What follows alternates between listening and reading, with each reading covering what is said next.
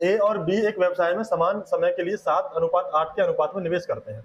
यदि कुल लाभ 7% दान में जाता है, कुल लाभ का 7% किसी में चला जाता है, दान में चला जाता है, और लाभ में ए का हिस्सा 12,600 आता है। ठीक है जी। तो अर्जित लाभ की कुल राशि क्या है, ये हमसे पूछा है।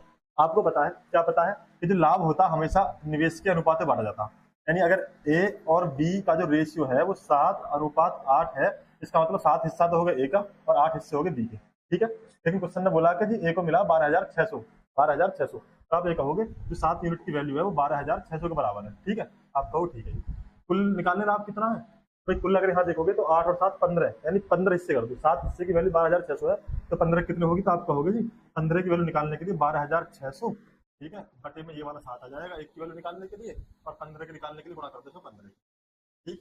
अभी मैं इसका काटा पीटी नहीं करूंगा, अभी एक चीज और समझो ध्यान से। इस क्वेश्चन में ये बात बोलेगी, यदि कुल लाभ का 7% दान में दे दिया, अगर टोटल लाभ 100% होता, 100% में से हमने 7% दान में दे दिया, इसका मतलब 93% हमारे पास बचा। उस 93% को ए और बी के बीच में बांटा गया।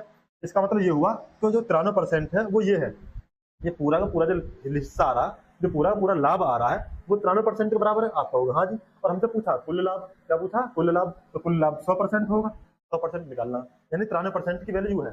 अगर 93 की ये है तो एक की कितनी होगी, 93 से भाग कर दो, और 100 के निकालने के लिए 100% से गुणा कर दो। समझ में आ रही बात।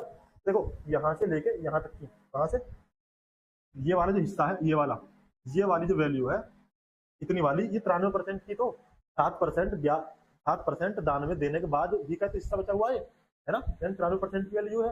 हमसे कुल पूछा है, 100% की निकाल लेंगे। ठीक है, बाहर कर 93 से और गुणा कर देंगे 100 से, है ना। अब काटा पीटी कर लो जो करनी है। इससे काटोगे 7 से काट लो, इसे करो 7 एकम 7, 7 एकम 7 और 18 सत्ते 56, यानी 18 सत्ते 100 हो गया।